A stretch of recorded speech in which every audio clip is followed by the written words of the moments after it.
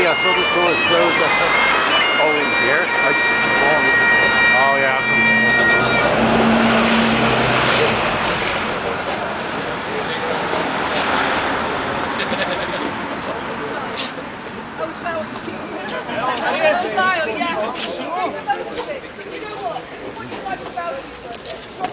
Drop a coin! No, not in this big little tiny see the very Well, we're here at Bones Hotel, which is 29 Parnell Square and Granby Road, right up around the corner. But what's important about Bones Hotel is, this is where you are, this is Dublin Square, and that was all the garden. And all those tunnels were underneath that.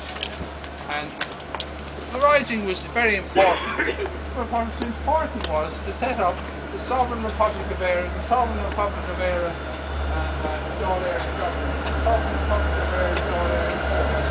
They're there.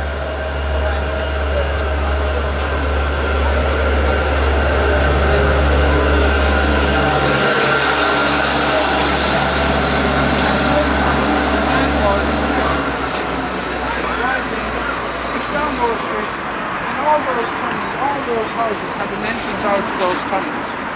And the escape plan was to go down those tunnels, and of course they could have gone, they would have all escaped. But the Crown forces cut them off down there at the rotunda there. So they weren't able to cross. That's how they were captured. But apart from that, and that's what it came for, this is what it's all, but we're setting up today. And that has taken, what, 800 years to set up that government today. Not one politician turned up for it. Enda Kenny refused to come to it. Dáil Éireann, who does he think he's under? You know, we do not want those lies and deception from Michael D. Higgins and from Enda Kenny telling those lies, the propaganda lies and deception in Europe. We have a sovereign government. We all witnessed it this morning. We were in the round room, and that's what we want to sit. We have it here. It's there in anyone who wants to see it. That's it. That's the sovereign government by the will of all the people. And that's what's so important. And not only that, they're all our members, and they're all named from that. It's a fact. And if you look down at the end of it, you'll see the 21st of January 1919 on it. You know, they're the records. They have nothing. We have everything we have, we put it up on the website for you, the sovereign citizens. They're doing nothing, only propaganda, lies and deception. And I think it's time you call their bluff. We do not want to go into Europe. We do not want to send for vulture funds every time and take all your houses and all your assets and all your children's everything they have. And your children should be taught in the university. Morris planning won't allow the history to be taught in the universities. Look, graduates coming out, qualified doctors, and they don't know why the state was founded, where the state was founded, who founded the state. They know nothing about sovereignty or royalty. You know, you go back to 1155 when Pope Adrian IV, the only English Pope, gave Hibernia, which is the Republic, the Sovereign Republic of Ireland, to Henry II to build his empire. That's when it's been, and we're asking for Pope Francis, when he comes here, to sort that out. My father tried to sort it out in 1950, but he didn't get very far. Nothing has been done since then. But what a wonderful country we have. We had our sovereign government. And we don't have to be kicked out of anywhere. We owned it. You're the sovereign. People in Britain are not sovereign. They're subject to the crown. And there it is there in black and white. I have some of these too, which I'm going to hand out, hopefully, when we get in there. The smaller ones. But that proves it. Now, anybody want to say anything here? This is where it all happened. And this... I'm into it. Very quiet. I'll say something. Yeah, good. Go for it. Poet, say. Unfortunately, I was saying to Billy, I was away during the AGM, so at that time of year, I have a thing I do every year, and I meet up with people from all over the world. We're 4,500 of us, and they are people who are aware of their sovereignty from a spiritual point of view, but they're not at all, most of them, interested in promoting it on a national level. Anyway, one of the things I would like to see happen is that the IRB of today help educate the statespeople of the future.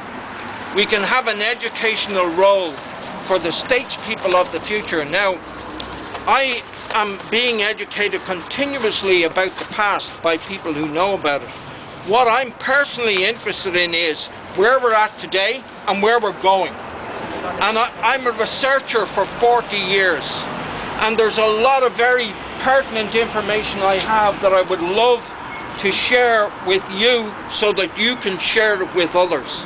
And that would enable the IRB to have a vital force of information and inspiration for the Irish nation, for the future. And you know, it's the future, it's ourselves and our children. We need to be educating not only about what the IRB did in the past and how important that was, but where are we at today? And that's what is important, and that will be the thing that will bring a vital element to the importance of the IRB and what we're doing here today in honouring these men of the past. We need to be doing what needs to be done today to help inspire Ireland for the future. I find that no politicians know about the information I know about. You know, my information is about the financial changes that are happening in today's world that nobody in Ireland, I mean, I spoke to your man Ross, who's meant to be and is an well-informed man, and I asked him about some elements of what I studied.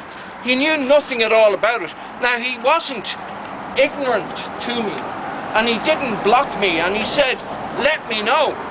But the reality is, he knew nothing. And he's one of the best informed people on world finances in that group of people there today. So, but also what is changing everywhere, and what happened in America yesterday is so important for it, because you're probably aware that what Trump has done is, and it's not him, as he says, a movement of people. He's talking about the people. If you looked at the inauguration speech yesterday, he talked about giving power back to the people. That's what we need to do. That's what we're trying to do. That's what he was talking about. And there are elements of the changes that are coming about worldwide, and particularly in America. America is going back to the old republic. They're calling it the new republic. At the moment it operates as a corporation, as you well know, and it's coming back. And people have done the work already. You know, General Dunford, the chairman of the Joint Chiefs of Staff, is one. He is the vice president. Now they're going to let Trump run, I think, for about 3 months to see if he does some of what he said he would do. But he is prepared to step down for this new republic, and most people know nothing at all about it in America, and probably here too. So if you could give me a show of hands, just for our benefit, who has heard of the new republic in America being established? Very few compared to this